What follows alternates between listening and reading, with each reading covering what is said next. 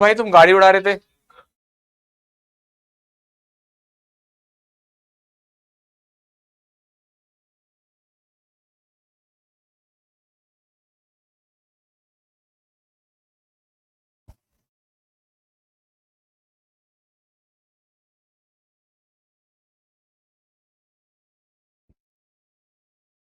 जय हिंद, नमस्कार साथियों, कैसे हैं आप सभी लोग। मैं अनुज आप सभी का स्वागत करता हूं, वेलकम करता हूं RWA डिफेंस परिवार पर। सारे साथी जुड़ जाएंगे, शुरुआत करेंगे आज का सेशन।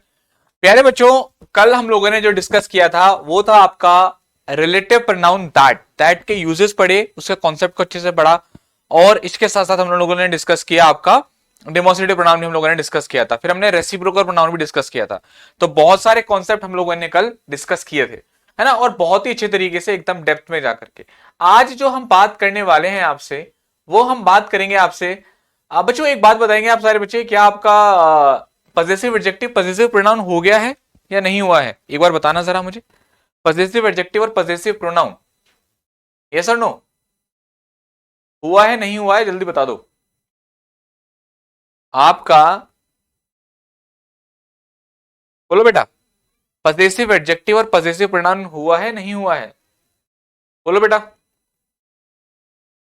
जल्दी बताइए।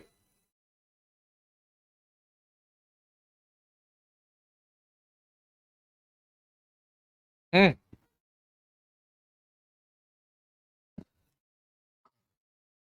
बताओ।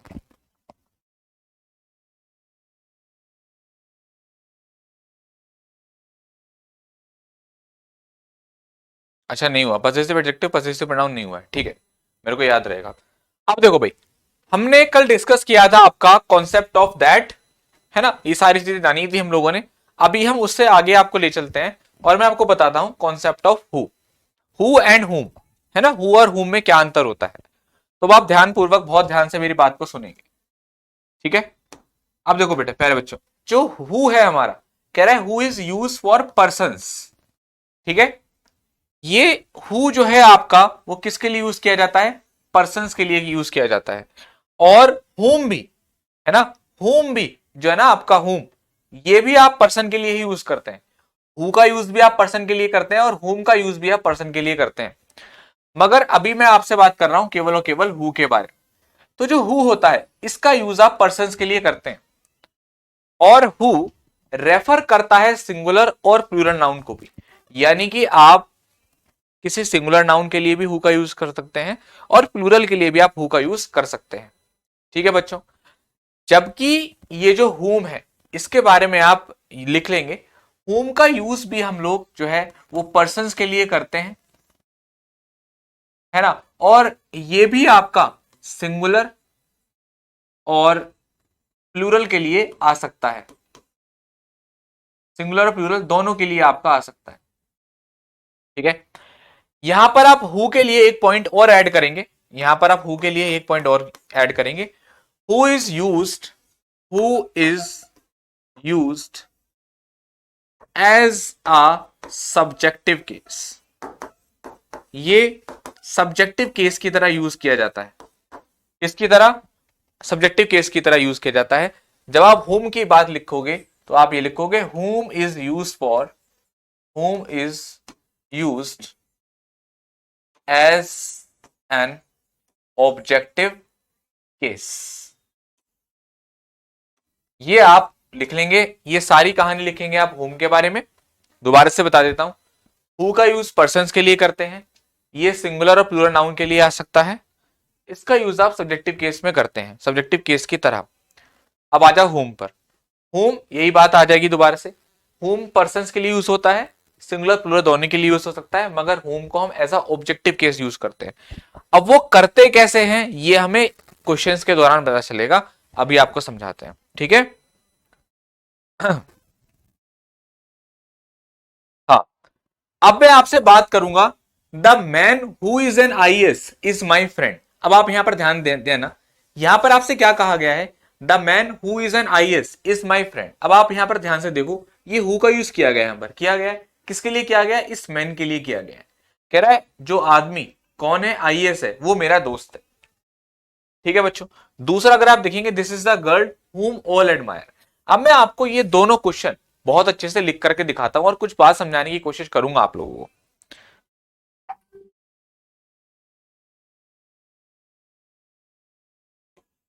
The man who is an IAS is my brother. ठीक है बच्चों, मान लेते हैं यहां पर थोड़ी देर के लिए आपका एक फिलिंदा ब्लैंक दिया गया है, राइट। और आपसे यहां कहा गया है कि आप हु और हुम में से किसी एक आंसर को चुनिए। इस सिचुएशन में आप क्या सोच करके आंसर करेंगे? क्या ऐसी ट्रिक है, क्या ऐसा तरीका है जो आप ये बता सकते हैं कि यहां पर हु आएगा या हुम आएगा? क्योंकि हु का यूज भी पर्सन के लिए और हुम का यूज भी पर्सन के लिए, मगर कहां, है ना, दोनों की चीजें सेम है ना, दोनों पर्सन के लिए यूज हो रहे हैं, सिंगुलर प्लूरल के लिए भी यूज हो रहे हैं, तो हम हु का ही यूज क्यों करें यहां पर? क्या कोई बच्चा आप में से बता सकता है?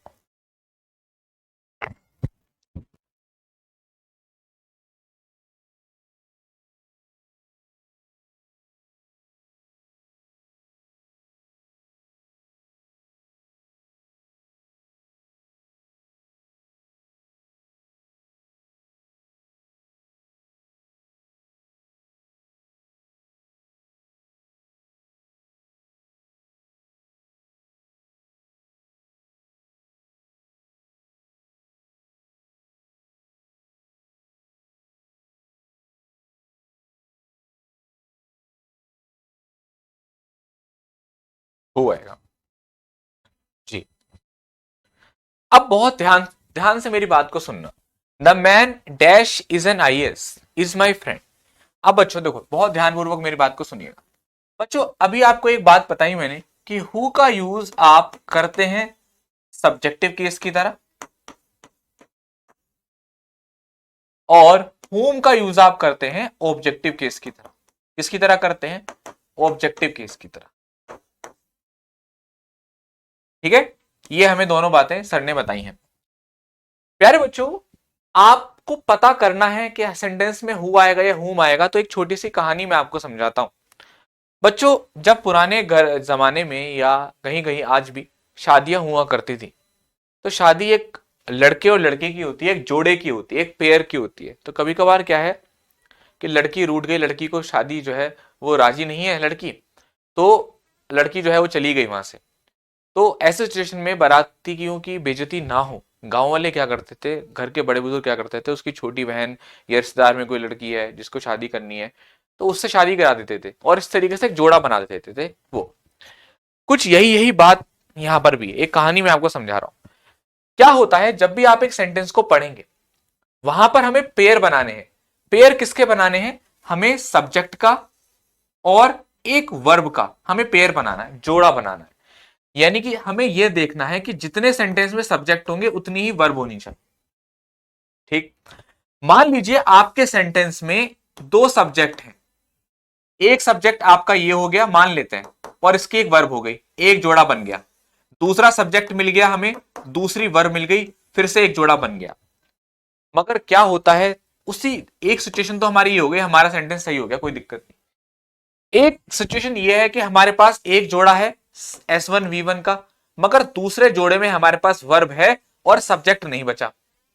तो इस सिचुएशन में इसके लिए दूल्हा ढूंढना पड़ेगा बारातियों में से, और वो दूल्हा कौन होता है आपका? हु होता है। सब्जेक्ट कौन होता है आपका? दूल्हा कौन होता है? हु होता है। तो हमें यहां पर S2 की जगह पर एक दूल्हा लाना पड़ेगा, और वो दूल्हा काम कौन होता है? हु। क्योंकि हु किसका काम करता है? सब्जेक्टिव केस का। अगर हमारे वाक्य में हमारे पास वर्ब बच जाती है और उसके लिए कोई भी सब्जेक्ट नहीं बचता, उस सिचुएशन में आप उसके साथ एक सब्जेक्ट का यूज करते हैं, और वो सब्जेक्ट क्या होता है? हमारा हु होता है। और जब हमारे जोड़े पूरे हैं, सब्जेक्ट वर्ब बराबर है, S2 V2 बराबर है, तो यहां पर क्या होगा? हुम लगाएंगे। अगर हमारे जोड़े बराबर है, जितने सब्जेक्ट उतनी वर्ब, जितने सब्जेक्ट उतनी वर्ब, तब आप क्या लगाओगे? वर्ब। अब इस बात को समझ तो लिया, मगर सर अब इसको समझाइए एग्जाम्पल के थ्रू। अब मैं समझाता हूं। बस आपके दिमाग में अब एक बात है कि अगर हमारे पास वर्ब बचती है एक्स्ट्रा, तो हमें वहां पर सब्जेक्ट की जगह पर हु का यूज करना होगा। बस इतनी बात समझना। अब जैसे अगर मैं आपसे बात करूं यहां पर है हमारा मैन, ये हमारा है S1, हमने एक नाम दे दिया, हमें एक सब्जेक्ट मिला S1। ठीक, मैं आगे बढ़ता हूं। The man is an IAS is my friend. अब देखो यहां पर मुझे एक वर्ब मिली, यहां पर मुझे एक और वर्ब मिली, मिली या नहीं मिली बताओ, हाँ या ना। अब मैं यहां देखता हूं कि मुझे एक S1 और V1 का जोड़ा तो मिल गया, S1 और V1 का एक जोड़ा मुझे मिल गया, ठीक है, क्लियर है बात। लेकिन V2 के लिए मेरे पास कोई भी सब्जेक्ट नहीं बचा, और जब V2 के लिए मेरे पास कोई भी सब्जेक्ट नहीं बचा तो मैं किसको लेकर के आऊंगा, हु को लेकर के आऊंगा। तो मैं क्या बोलूंगा, the man who is an IAS is my brother. तो यहां पर कौन आएगा, हु आएगा, जो किसका काम करेगा, इस जोड़े को पूरा करेगा और S2 का काम करेगा। तो यहां पर हम लोग क्या यूज करेंगे, हु का यूज करेंगे।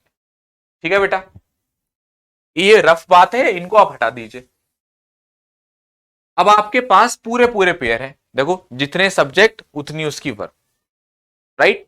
S1 V2 ये सबसे बेस्ट तरीका है किसी भी क्वेश्चन को आइडेंटिफाई करने का कि यहां हु आएगा या हुम आएगा।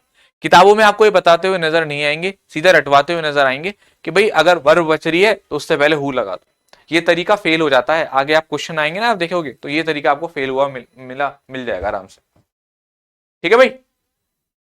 अब जैसे दूसरा क्वेश्चन था हमारा, दिस इज द गर्ल हुम ऑल एडमायर। अब मैं ये वाला भी लिखता हूं, this is the girl dash all admire.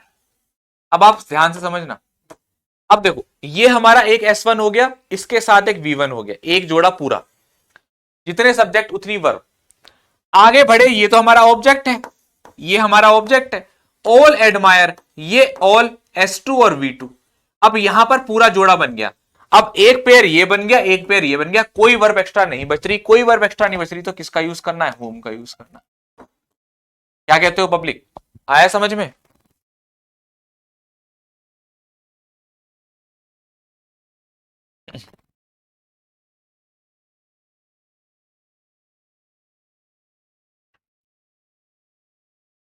बेटा IAS सब्जेक्ट नहीं है चाचा, द मैन कौन है, ये आदमी तो ये है, इस मैन के लिए आया है, कॉम्प्लीमेंट है ये इसका।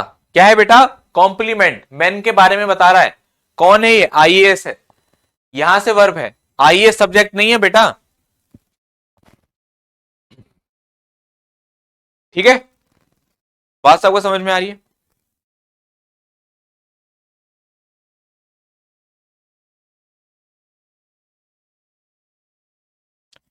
अच्छा एक क्वेश्चन मैं आपको और देता हूं, रोहन मैरिड दिव्या।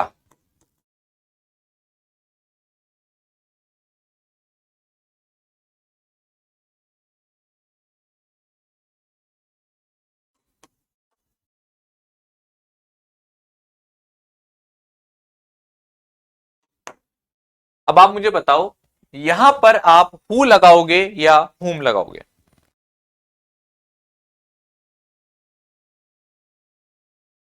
बताओ।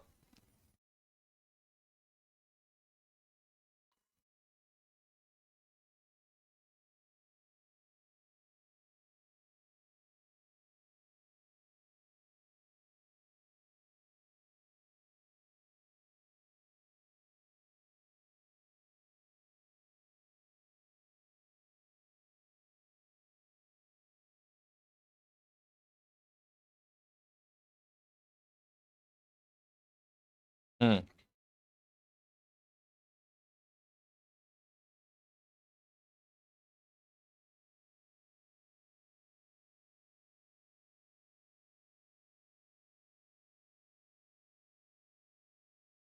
बहुत बढ़िया, चलो बेटा, बहुत बढ़िया। देखो सब लोगों ने एकदम जबरदस्त आंसर किया है। रोहन मैरिड दिव्या, अब ये हमारा सब्जेक्ट हो गया, ये हमारी वर्ब हो गई, और ये हमारा क्या हो गया, ऑब्जेक्ट हो गया। ठीक है, तो अगर आप यहां पर देखें, इसका तो हमें कोई काम नहीं है, S1 और V1 का एक जोड़ा बन गया, ये S1 और ये V1। आगे बढ़ते हैं तो हमें यहां पर एक और V2 नजर आती है, नहीं आती है, ये हमें V2 नजर आई। तो इस V2 के लिए आप क्या यूज करोगे, सब्जेक्ट का यूज करोगे, सब्जेक्टिव केस का। तो यहां पर क्या हो जाएगा आपका, हो जाएगा, है ना बेटा। हमारे पास V2 बची मगर V2 के लिए कोई सब्जेक्ट नहीं बचा, तो यहां पर आप क्या यूज करोगे, हु का यूज करोगे।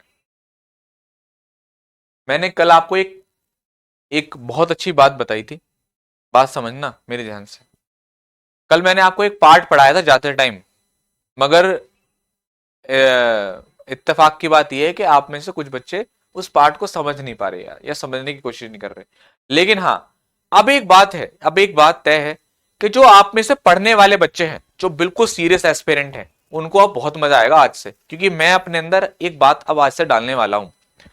जो भी क्लास के अननेसेसरी कमेंट्स होंगे, भाई आप रोज आना कमेंट कर करके, मैं बिल्कुल भी रिप्लाई नहीं करूंगा। जैसे पहला कमेंट आया राम शर्मा का, एक एग्जाम्पल के तौर पर अगर आप ध्यान से देख रहे हैं तो मैं 2 मिनट लूंगा आप लोगों के, फिर क्योंकि ये 2-4 दिन में खत्म करना हूं, मुझे खत्म करना है। राम सिंह ने बोला कि सर मेरा कमेंट दिख रहा है क्या। ऐसे बेकार के जो कमेंट हैं उनको और ऐसे बच्चों को मैं बिल्कुल भी कंसिडर नहीं करने वाला हमारी पूरी क्लास में। और जो पढ़ने वाले बच्चे हैं वो उनका बहुत ज्यादा फायदा होगा, क्योंकि ये कमेंट सर मेरी बात सुनिए, सर मेरा, भाई अपनी बात बता दीजिए, ये कहने की जगह है कि मेरी बात सुनिए। और मुझे इस बात पर प्राउड फील होता है कि मैं जब कोई भी कॉन्सेप्ट बताता हूं तो आप में से जो पढ़ने वाले बच्चे हैं वो मुझे इसका आंसर ऐसे ही देते हैं जैसे एक बच्चे को देना चाहिए। तो जो पढ़ने वाले बच्चे हैं वो मुझे मिल गए आपके बैच के, और मैं बाकियों के चक्कर में अब आपका समय बर्बाद नहीं होने दूंगा। मेरा कमेंट पढ़ लो, मेरा नाम ले लो, हाँ जी सर, ये सर, वो सर, सर क्या हो गया, सर कैसे हो, भाई सारी बात छोड़ो, सिर्फ पढ़ाई पे ध्यान दो। ठीक है, बात समझ में आ रही है। और रेगुलर आओ, रेगुलर आओ। अगर आप किसी चीज का आंसर नहीं दे पा रहे दैट मीन्स आप रेगुलर नहीं है, आप रेगुलर रिवीजन नहीं कर रहे। ठीक है बेटा। और सर बैकग्राउंड का कलर चेंज कर दो, भाई बहुत अच्छा कलर है, ग्रीन कलर दिख रहा है।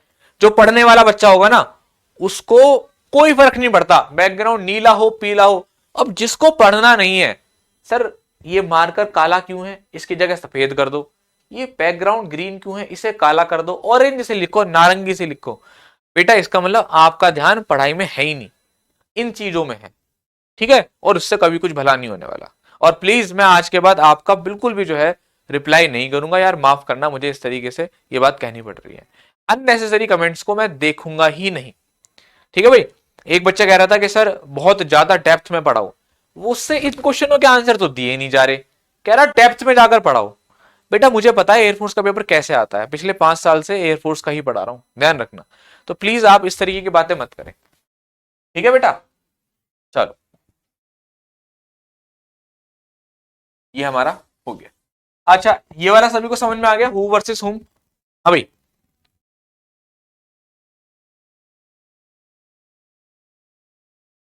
हाँ जी, ये वाली बात समझ में आ गई।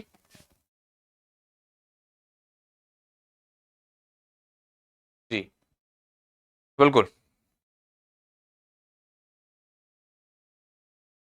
आई know them, I know them dash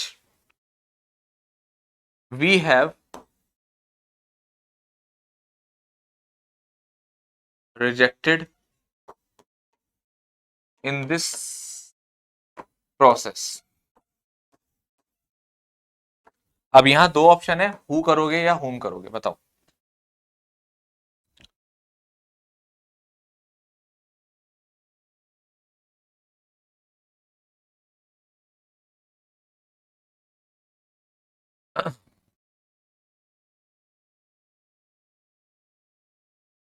again बता रहा हूं, दोबारा बता रहा हूं बेटा, जो कह रहे हैं रिपीट करने के लिए दोबारा रिपीट कर रहा हूं। ठीक है, आ जाओ।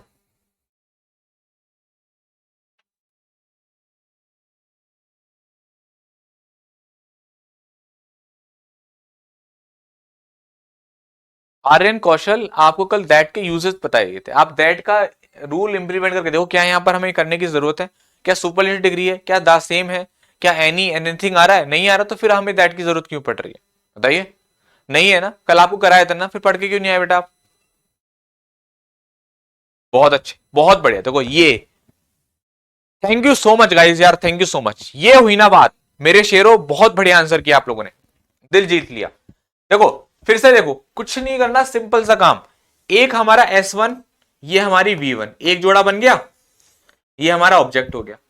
अब ये V2 हमारा, ये V क्या हो गया, S2, और have rejected helping verb plus main verb एक वर्ब मानी जाती है।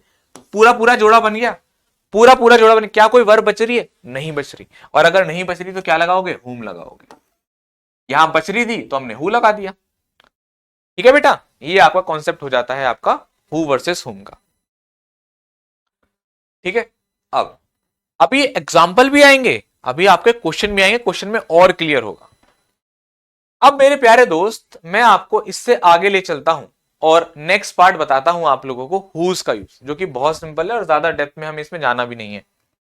हुज का यूज क्या होता है बच्चों, हुज जो होता है ना, वो पॉजेसिव केस को रिप्रेजेंट करता है, यानी कि अधिकार को बताता है। किसको बताता है, अधिकार को। जैसे कहता है this is the girl dash car was stolen. अगर यहां पर डैश होता तो आप क्या कहते, क्या सेंस आता कि ये वही लड़की है जिसकी कार। तो ये जो हुज है ना, वो जिसका और जिसकी का सेंस देता है, जिसका या जिसकी का। किसका सेंस देता है, जिसका या फिर जिसकी का। ये वही लड़की जिसकी कार जो है वो चोरी हो गई। द डॉग हुज कलर, जो डॉग है जिसका कलर ब्लैक है, एक एक्सीडेंट में मारा गया है। तो हुज का यूज हम कहां करते हैं, जहां सेंस आता है जिसका या फिर जिसकी का। ठीक है प्यारे बच्चों, किसका सेंस देता है आपका, जिसका या फिर जिसकी का। ठीक, चलो, बिल्कुल बिल्कुल।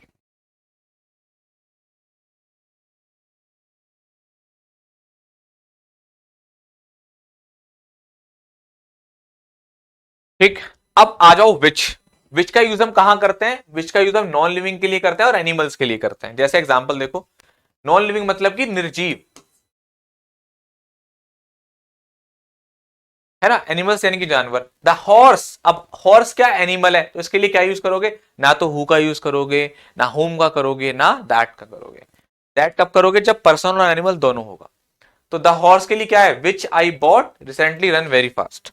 द कार, अब कार क्या है, वस्तु है, तो वस्तु के लिए क्या यूज करोगे, विच का यूज करोगे। ठीक है प्यारे बच्चों, बात समझ में आ रही है। इस तरीके से आपका क्वेश्चन ये सही हो जाएगा, मतलब कॉन्सेप्ट आपका हो जाएगा। तो रिलेटिव प्रोनाउन में हमने हर एक चीज के बारे में समझा। सबसे पहले समझा दैट का, जो कि सबसे ज्यादा इंपॉर्टेंट था। उसके बाद जो इंपॉर्टेंट था आपका हु और हु, उसको समझा। और थोड़ा थोड़ा विच और हु का भी, हुज का भी हमने जान लिया। ठीक है बच्चों, चलो अब आगे बढ़ते हैं। इसके बाद हमारा नेक्स्ट पार्ट आता है बच्चों, रिफ्लेक्सिव केस ऑफ प्रोनाउन। क्या आता है प्यारे बच्चों, रिफ्लेक्सिव केस ऑफ प्रोनाउन। इसको जरा समझना जरूरी है और बहुत ध्यानपूर्वक इसको आप समझने का प्रयास कीजिएगा। अब ये रिफ्लेक्सिव केस ऑफ प्रोनाउन क्या होता है, सबसे पहले रिफ्लेक्सिव केस को समझने से पहले आप सारे बच्चे इसकी टेबल बनाएंगे। देखो, एक तरफ मैं लिखता हूं सब्जेक्टिव केसेस। चलो भाई, सब्जेक्टिव केस लिख करके दिखाओ। सारे बच्चे, जितने बच्चे सेशन में हैं, सारे बच्चे सब्जेक्टिव केस लिख करके दिखाइए। अभिमन्यु बेटा, एनिमल के साथ दैट है ना, विच का यूज करते हैं। दैट का यूज जब करते हैं जब वहां पर रिलेटिव एक पर्सन और एनिमल दोनों की बात होती है। बताओ।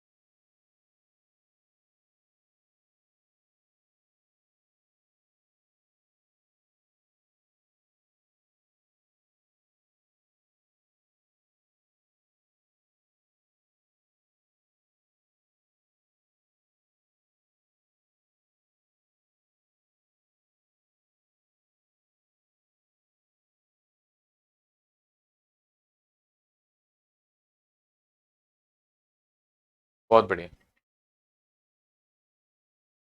देखो, सब्जेक्टिव केस क्या क्या होते हैं हमारे, I, we, you, he, she, it और दे, ये हमारे सब्जेक्टिव केस होते हैं। सर हुज का एग्जाम्पल बता दो। चलो भाई आप कर लो, टाइम वेस्ट अपना भी और हमारा भी, है ना। देखो भाई बच्चों को, देखो भाई मैं आपसे ये कहता हूं कि आप लोग ही डील कर लीजिए भाई आपस में कि कोर्स को जल्दी खत्म करवाना है या धीरे से करवाना है। मुझे समझ में नहीं आता, जब मैंने आपको यहाँ पर हुज के दो दो एग्जाम्पल दे रखे हैं तो आप फिर क्यों इस बात को पूछ रहे हो कि सर हुज का एग्जाम्पल तो बता दो। कौन था ये? राजीव। और अगर मैं बताऊंगा नहीं फिर आप टेलीग्राम पर बोलेंगे कि सर आप हमारा डाउट नहीं बताते। अब आप बताओ टीचर करे तो करे क्या? आपको हुज का हिंदी मीनिंग बताया, उसका अर्थ बताया, क्यों यूज करता है वो बताया, साथ साथ दो एग्जाम्पल भी बताए। This is the girl whose car, जिसकी कारी चोरी हो गई। ये वही डॉग है जिसका कलर ब्लैक है। दो एग्जाम्पल लिखने के बाद बच्चा कह रहा है कि सर हुज का एग्जाम्पल आपने नहीं बताया या बता दो। तो बेटा आप सुनते क्यों नहीं है, देखते नहीं है क्या? मुझे समझ में नहीं आता आप क्लास कैसे करते हैं यार। कहां रहता है आपका दिमाग जब टीचर आपको पढ़ाता है? बेटा 17 मार्च को पेपर है, ध्यान रखना। हमारे पास ठीक से 2 महीने नहीं है अब। मुझे चिंता हो रही है उन बच्चों की जिनको मुझे आपके बैच में से निकाल करके इनको टॉपर बनाना है, और जिनमें जिनके इंग्लिश में 20 में से 20 लेकर आने हैं।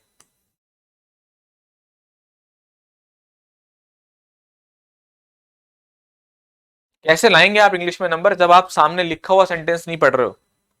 और ये तो सबूत है अभी का। अगर हो सकता है कल परसों में भूल जाता, मैं सोचता यार पता नहीं मैंने बताया नहीं बताया। वो तो अच्छा हुआ अभी पूछ लिया आपने।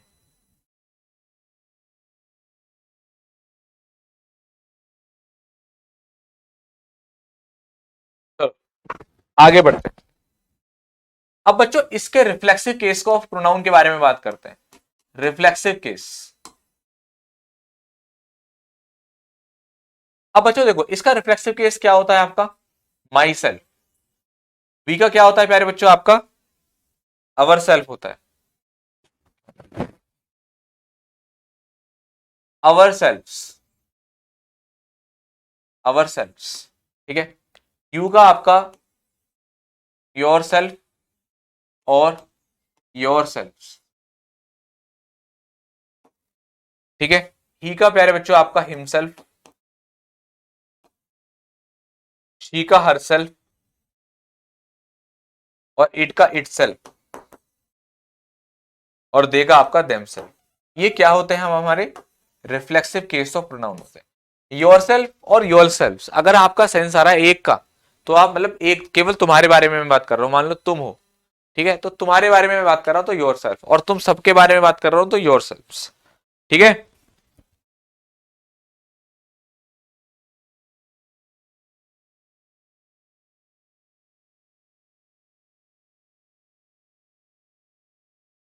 ठीक है भाई। बेटा आपने नोट कर लिया ये? आपने नोट कर लिया बच्चे? जल्दी बताओ, यस और नो।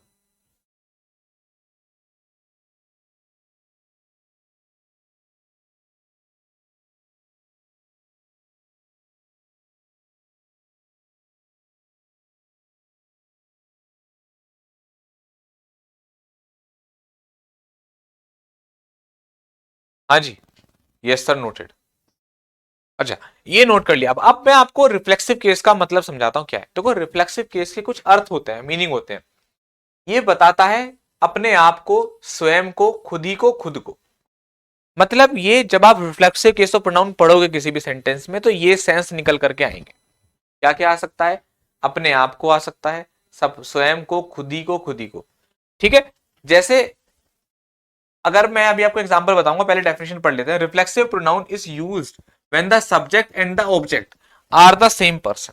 यानी कि जब आपके सेंटेंस में सब्जेक्ट और ऑब्जेक्ट दोनों सेम हो तब आप रिफ्लेक्सिव केस ऑफ प्रोनाउन का यूज करते हैं।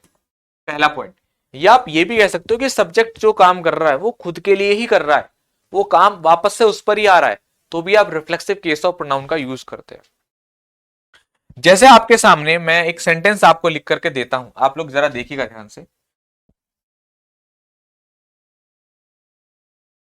क्वेश्चन है आप लोगों का लिए, क्वेश्चन ही मान लीजिए। I enjoyed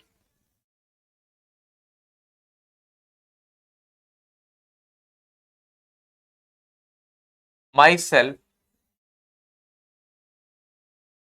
in the party. पहला सेंटेंस। दूसरा मैं आपके सामने लिखता हूं, I enjoyed in the party. अब आप मुझे बताओ इन दोनों में से कौन सा सेंटेंस है जो सही है।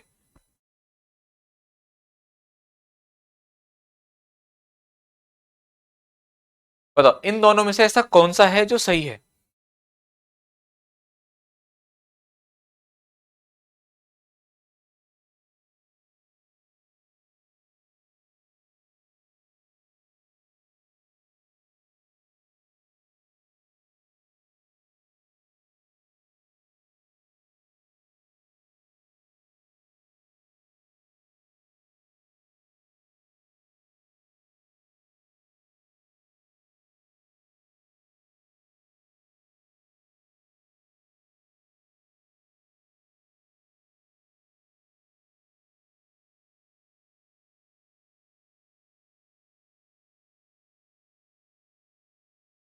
बहुत बढ़िया।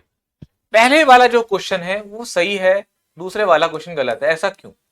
देखो क्या होता है बच्चों, ये जो इंजॉय वर्ब है ना, इसको एक ऑब्जेक्ट की आवश्यकता है। अगर आप देखो, अगर आप ध्यान से देखो इस वाले को, क्योंकि ऊपर तो मैंने लगा दिया इसलिए नीचे वाला बता रहा हूं। ये जो वर्ब है ना, इसको एक ऑब्जेक्ट की आवश्यकता है कि नहीं है? इसको एक ऑब्जेक्ट की आवश्यकता है, क्योंकि इस वर्ब के पास, इंजॉय के पास अपना एक ऑब्जेक्ट नहीं है। इसने बोला आई इंजॉय, आपको आंसर मिला? नहीं मिला। आई एंजॉय व्हाट, आपको स्टार्टिंग में पढ़ाया गया था ना कि वर्ब जो है अपने साथ ऑब्जेक्ट लेती है, ठीक है, ट्रांजिटिव वर्ब। तो अब ये वर्ब के पास अपना एक ऑब्जेक्ट नहीं है, तो जब वर्ब के पास अपना ऑब्जेक्ट नहीं होता तो उसको reflexive case of pronoun use करना पड़ता है खुद के बताने के लिए। जैसे जब मैंने सेंटेंस को गलत था, इसको मैंने जो है दोबारा से लिख देता हूं इसको, I enjoyed in the party. ये गलत है, क्यों गलत है? क्योंकि इस वर्ब के पास ऑब्जेक्ट नहीं है, तो ये सेंटेंस गलत है। ये सेंटेंस सही है। तो इसका मतलब क्या है? इसका मतलब ये हो गया कि आई एंजॉय माई सेल्फ, मैंने खुद ही पार्टी में एंजॉय किया है। बहुत सारे बच्चे कहते हैं कि सर ये पार्टी भी तो ऑब्जेक्ट है। यही तो इसका मतलब, आपने शुरू की क्लासेस को ध्यान से अटेंड नहीं करा। ये प्रीपोजिशन है, और प्रीपोजिशन के साथ जो ऑब्जेक्ट होता है उसको प्रीपोजिशनल ऑब्जेक्ट बोलते हैं। क्या बोलते हैं? Prepositional object. तो यहां जो ये ऑब्जेक्ट है वो इस वर्ब का नहीं है, वो इस प्रीपोजिशन का ऑब्जेक्ट है। अब एक एग्जांपल और देता हूं, तुम्हारी बुद्धि खोल देता हूं। सुनो भाई, एकदम दिमाग खोलने वाला question. I enjoyed the party. अब मुझे बताओ, क्या यहां पर रिफ्लेक्सिव केस ऑफ प्रोनाउन का यूज करोगे? यस और नो में, और बहुत ध्यान से पढ़कर बताना।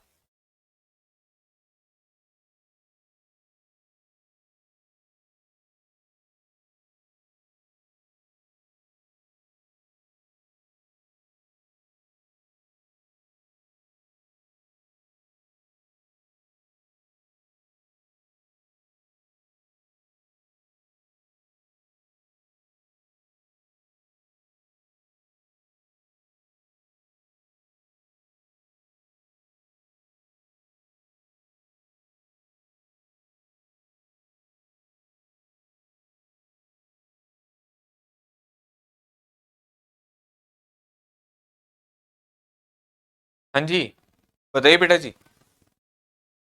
देखो, यहां करना बिल्कुल भी जरूरी नहीं है, क्योंकि इस वर्ब आई इंजॉय वॉट, अब मेरे पास आंसर आ गया। मैंने क्या इंजॉय करा? पार्टी को इंजॉय किया। इसलिए मैंने कहा था ना बेसिक्स अच्छे से पढ़ो। तो ये हमारा ऑब्जेक्ट है, और अगर ऑब्जेक्ट है तो इसको कोई भी नीड नहीं है रिफ्लेक्सिव केस ऑफ प्रोनाउन की। राइट, ये आप लोगों ने नोट करा। अब देखिए, अब आप यहां पर एग्जाम्पल देखो, ही किल्ड अर्पित, उसने अर्पित को मारा। तो इस वर्ब के पास अपना ऑब्जेक्ट है, रिफ्लेक्सिव केस नहीं लगाना। ही किल्ड हिमसेल्फ, उसने खुद को ही मार लिया। तो इसका मतलब क्या हो गया? उसने खुद को ही मार लिया। रोहन इंट्रोड्यूस हिम, रोहन ने उसको इंट्रोड्यूस किया। जबकि इसमें क्या कह रहा है? रोहन इंट्रोड्यूस। अभी ये बताना पड़ता है कि रोहन ने खुद को इंट्रोड्यूस किया है, तो क्या बोलोगे? रोहन इंट्रोड्यूस, रोहन ने, जैसे मान लो मैं, मेरा नाम रोहन है और मेरा एक दोस्त है अमित। तो अमित क्लास में नहीं नया आया है, पहली बार आया, तो मैंने टीचर के सामने, अनुज सर के सामने जो है उसका परिचय दिया। तो रोहन ने इंट्रोड्यूस किया किसको, अमित को, to the teacher. To the teacher का मतलब टीचर के सामने।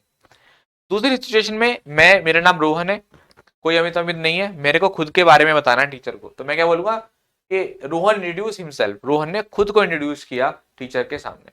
और ये वाले दोनों तो मैंने आपको बता ही दिए। ठीक है बेटा, चलो।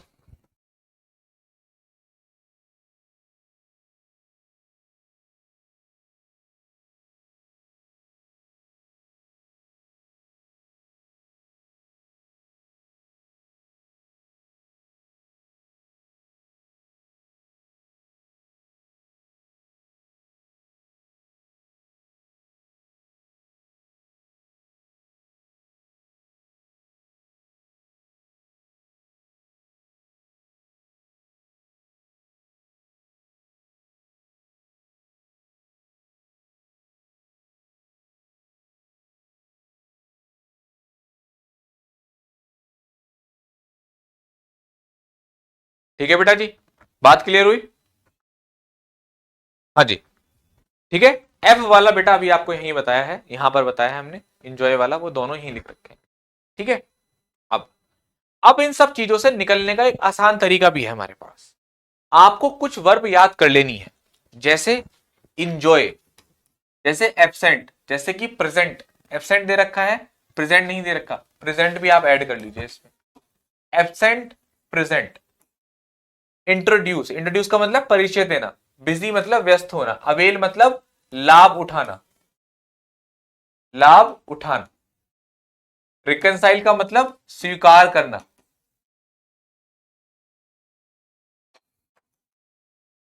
ठीक है बच्चों। रिजाइन मतलब इस्तीफा देना, रिजाइन कर देना। एवरेज, ये एवरेज नहीं है, यहां पर आप इसको काट करके ना एवेंज कर लो, बदला लेने के लिए, एवेंज। प्राइड मतलब घमंड, घमंड करना। एडेप्ट मतलब कि अपनाना, है ना, अनुकूल बनाना, अनुकूल बनाने के लिए यूज करते हैं। किसी परिस्थिति के अनुकूल अपने आप को बना रहे हो, अनुकूल बनाना। ठीक है बच्चों। तो ये जितनी भी वर्ब हैं, ध्यान रखना, इनको याद कर लो, रट लो, इससे बाहर नहीं आता तुम्हारे पेपर में, जिस हिसाब से तुम्हारे पेपर का लेवल है। आप इन वर्ब को रट लीजिए। और अगर आप ध्यान रखना, ये जब भी आपको नजर आए, आप एक बार चेक करना कि इसके बाद ऑब्जेक्ट दे रखा है। अगर दे रखा है तो रिफ्लेक्सिव केस मत लगाना, और अगर नहीं दे रखा तो जरूर लगा देना। तो जैसे आपके सामने कुछ क्वेश्चन है, 1 2 3 4, एक बार देखिए कितने सही है कितने गलत है, कहां पर क्या आएगा, अपने हिसाब से दिमाग लगाइए। पूरा सेंटेंस लिखो अक्की। 500 रुपीज इज, पूरा सेंटेंस लिखो।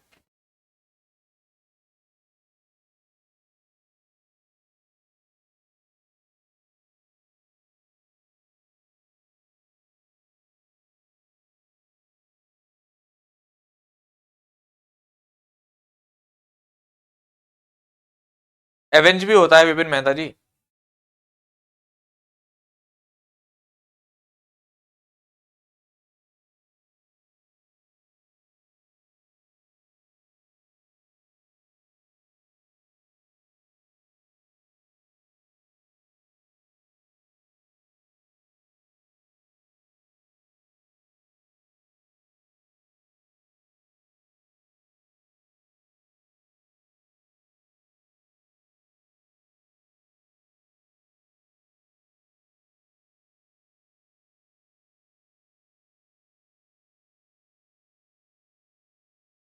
बोलो भाई, क्वेश्चन को आंसर करो सारे बच्चे। रुक कैसे गए, अभी तक आंसर नहीं आया किसी के भी? यस, अब आने शुरू हुए हैं। देखो रिंकू जी, पहली बात ये कि कभी भी ध्यान रखना, अवर सेल्फ जीवन में मत यूज करना, जीवन में अवर सेल्फ करके कोई टर्म होती ही नहीं है, अवर सेल्फ्स होता है। क्या होता है? अवर सेल्फ्स। देखो भाई, दोबारा से रिपीट कर देता हूं ये कॉन्सेप्ट। जैसे आई टोल्ड हिम, मैंने उससे बोला, that we enjoy very much. अब इंजॉय वर्ब के पास अपना एक ऑब्जेक्ट नहीं है। इंजॉय वर्ब के पास, इंजॉय वर्ब के पास अपना एक ऑब्जेक्ट नहीं है। देखो इसके बाद वेरी मच आ गया, ऑब्जेक्ट नहीं है। ये इसी कैटेगरी की वर्ब है, हाँ है। तो अगर ऑब्जेक्ट नहीं है तो क्या लगाना है, रिफ्लेक्सिव केस ऑफ प्रोनाउन। किसका रिफ्लेक्सिव केस ऑफ प्रोनाउन, इस सब्जेक्ट का, क्योंकि सब्जेक्ट और ऑब्जेक्ट क्या होते हैं, सेम होते हैं। तो वी इंजॉय, इंजॉय के बाद क्या लगाओगे, अवर सेल्व्स। तो पहले वाले का जो आंसर हो जाएगा वो क्या हो जाएगा, अवर सेल्व्स। ठीक यहां पर लगाना है, ठीक है। दूसरा, द स्टूडेंट्स मस्ट अवेल। अब देखो यहां पर आगे स्टूडेंट्स, अवेल, अवेल के बाद प्रीपोजिशन आ गई। ये वर्ब हमारी कैटेगरी में हाँ है, इस वर्ब के पास कोई ऑब्जेक्ट है नहीं है, इसके बाद तो प्रीपोजिशन है, तो यहां लगाना पड़ेगा। किसके अकॉर्डिंग लगाओगे, सब्जेक्ट के अकॉर्डिंग। सब्जेक्ट कौन है, स्टूडेंट्स, तो उसके अकॉर्डिंग क्या आएगा, देमसेल्व्स आएगा।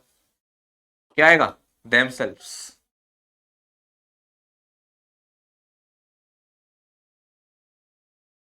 शी हैज रिकनसाइल्ड हरसेल्फ, है ना, शी हैज रिकनसाइल्ड हरसेल्फ। अगर आप ध्यान से देखें तो यहां पर रिकनसाइल के साथ हरसेल्फ का यूज किया गया, बिल्कुल सही है, कोई दिक्कत नहीं है। तीसरा वाला बिल्कुल सही है। यहां प्राइड के साथ हिमसेल्फ यूज किया गया, बिल्कुल सही है, कोई दिक्कत नहीं है। दो में एरर थी, दो सही है।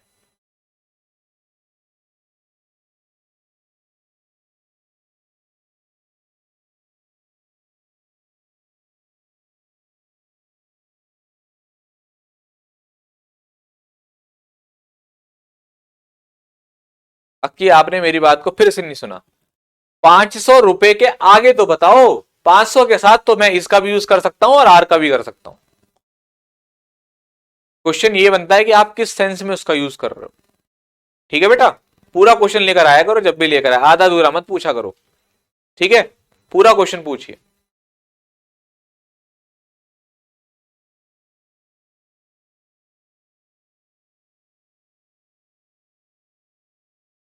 चलो, क्लियर हुआ ये वाला। आगे बढ़ा जाए पहले बच्चों, जल्दी बताइए, आगे बढ़ा जाए, यस और नो।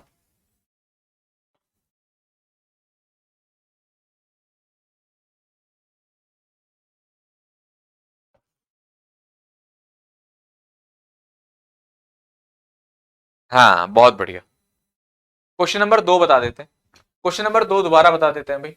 देखो हमारे सामने क्वेश्चन आया, हमने देखा कि यार यार यहाँ अवेल वर्ब है, सर ने याद कराया था जहां भी अवेल वर्ब होगी वहां reflexive case of pronoun use करेंगे। लेकिन एक बार चेक कर लेते हैं कि कहीं इसके पास ऑब्जेक्ट तो नहीं है। तो student must avail of their opportunity, छात्रों को अपने अपॉर्चुनिटी का, मौकों का फायदा उठाना चाहिए। तो यहाँ पर कोई ऑब्जेक्ट भी नहीं है, ऑफ आ गया। ऑफ क्या है, प्रीपोजिशन है। तो गेम बदल गया यहाँ से, तो इसके पास कोई ऑब्जेक्ट नहीं है। ऑब्जेक्ट का काम कौन करेगा, रिफ्लेक्सिव केस करेगा, किसके अकॉर्डिंग लाएंगे, छात्रों के अकॉर्डिंग। तो यहाँ पर आपका क्या आ जाएगा, देमसेल्व्स आ जाएगा।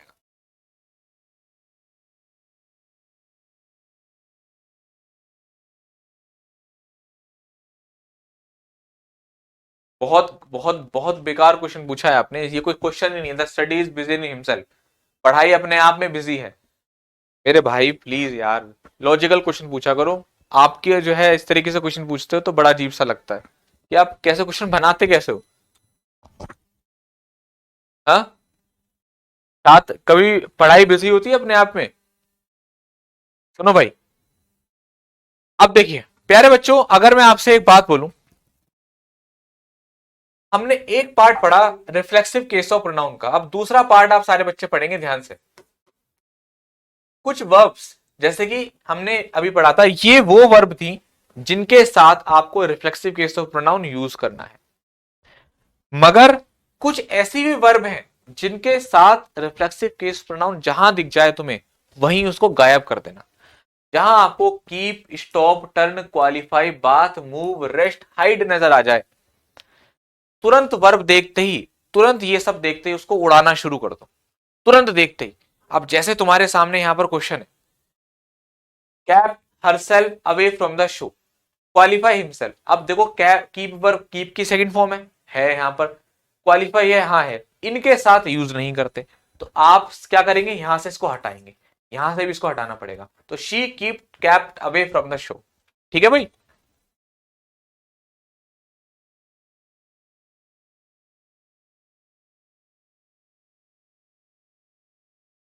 नहीं विशाल जी, प्रीपोजिशन से पहले नहीं लगता, वर्ब के बाद लगता है, उल्टा मत सोचो।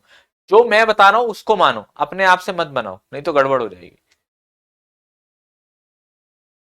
अगर प्रोस्टेट के पास बेटा ऑब्जेक्ट नहीं होगा तो आप यूज करेंगे।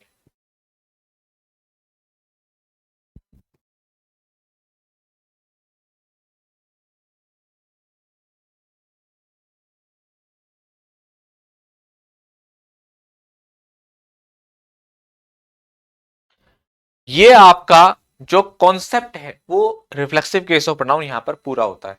अब आप मुझे बताइए, क्या आपके साथ ईच अदर और वन अनदर का यूज आपको बताया गया रेसिप्रोकल प्रोनाउन? जल्दी बताओ, क्या रेसिप्रोकल प्रोनाउन हम लोगों ने डिस्कस किया? जल्दी बताओ, use of reciprocal pronoun discuss किया है, हाँ या ना?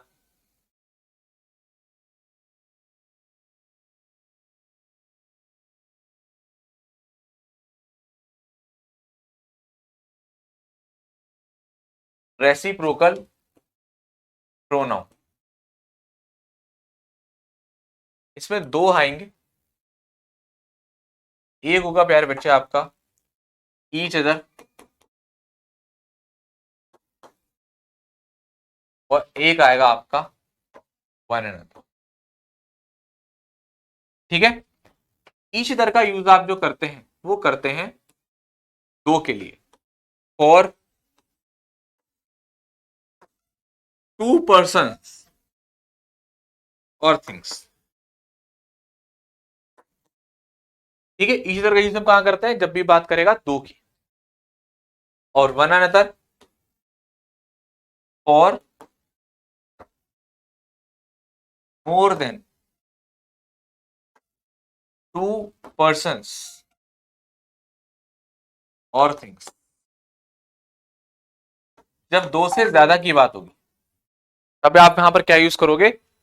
वन अनदर का। ठीक है, तो रेसिप्रोकल प्रोनाउन के दो पार्ट होते हैं, एक वन अनदर और एक ईच अदर। एग्जांपल के तौर पर बताता हूं, Rohan and Vikas loves dash, loves नहीं होगा, लव होगा, क्योंकि दो हो गए ना। रोहन विकास एंड सुरेश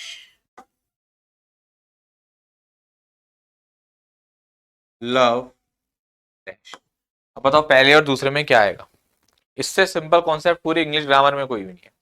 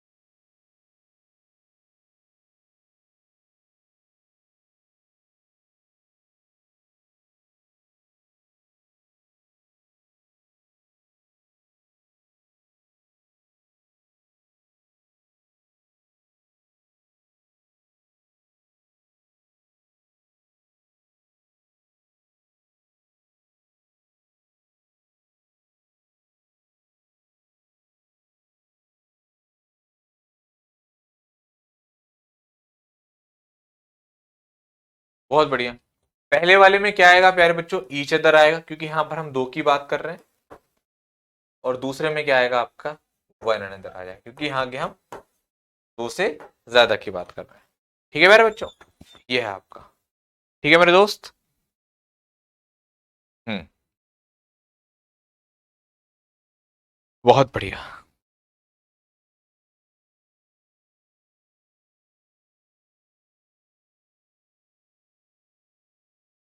इसको नोट कर लीजिएगा। अब आपका एक कॉन्सेप्ट और बच रहा है, पॉसेसिव एडजेक्टिव और पॉसेसिव प्रोनाउन। और कल मैं आपको प्रोनाउन की प्रैक्टिस कराऊंगा। तो आप सारे बच्चों से मेरी एक छोटी सी रिक्वेस्ट है, please please please please please revision करके आइएगा, अच्छे से नोट्स बनाइए और अच्छे से रिवीजन करिए। ठीक है प्यारे बच्चों। और आप सारे बच्चे सुबह की क्लास, आप में से ऐसे कितने ऐसे बच्चे हैं जो सुबह की क्लास देख रहे हैं? आज मैं आपको बता देता हूं, ये हमारी सुबह की क्लास हुई है, वोकैब मंथन डे 19 हुआ है। सारे बच्चों से मैं रिक्वेस्ट करता हूं सिर्फ एक क्लास के लिए कि ये वोकैब की क्लास देखते हो चलो आप। उधर हम ग्रामर कंप्लीट करते हुए चल रहे हैं, इधर आप वोकैब कंप्लीट होते हुए चलेगी। जैसे ही कोर्स हमारा कंप्लीट हो जाएगा जल्दी जल्दी 1 फरवरी से आपका 1 मार्च से आपका प्रैक्टिस सेट लगवाना शुरू कर दूंगा मैं। तो आप ऐसे कितने ऐसे स्टूडेंट्स हैं जो ये सुबह की क्लास देख रहे हैं? पूरी प्लेलिस्ट बनी हुई है इसकी, अगर आप प्लेलिस्ट जाकर देखेंगे तो 19 क्लासेस हो चुकी हैं भाई, 19 क्लासेस, 20 वीडियो पड़ी हैं। समझ में आ रही बात? हाँ जी।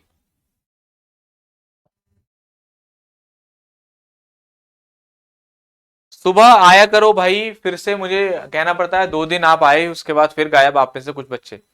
मैं हर एक बच्चे का नाम देखता हूँ, कितने बच्चे क्लास में आते हैं कितने नहीं आते।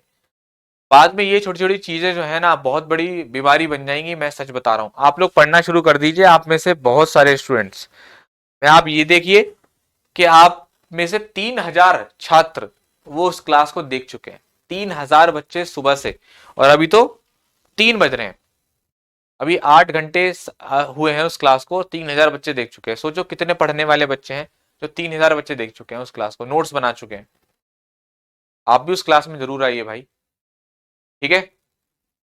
चलो, और एक बार आप सारे बच्चे रेसिप्रोकल प्रोनाउन दोबारा पढ़ लेना, दोबारा रिवीजन कर लेना। और मैं आपसे कहता हूं कि प्लीज किसी भी टीचर को अननेसेसरी परेशान मत करिए। अगर कोई भी चीज समझ में आ जाती है एक बार में तो उसको समझने का प्रयास कीजिए, क्योंकि अगर हम एक कॉन्सेप्ट को एक क्लास में कराएंगे तो प्रोनाउन में 20 कॉन्सेप्ट हैं, तो ऐसे तो 20 दिन में खत्म होगा जा करके। थोड़ा सा अपने आप से रिवीजन करिए कि चलो समझ में नहीं आया, हो सकता है नहीं आया हो तो क्लास को एक बार दोबारा देख लूंगा। केवल मैं आपको नहीं पढ़ा रहा बेटे, आपके जैसे हजारों बच्चों को पढ़ा रहा हूँ, और हमें कम समय में 2.5 महीने के अंदर कोर्स कंप्लीट करना है, प्रैक्टिस करानी है, वो कैब करानी है, बहुत सारा काम है। थोड़े से बड़े हो जाओ, मैच्योर हो जाओ, ठीक है? हाँ जी। और आप में से बहुत सारे बच्चे अच्छे से पढ़ रहे हैं इस क्लास को, यही अच्छी बात है।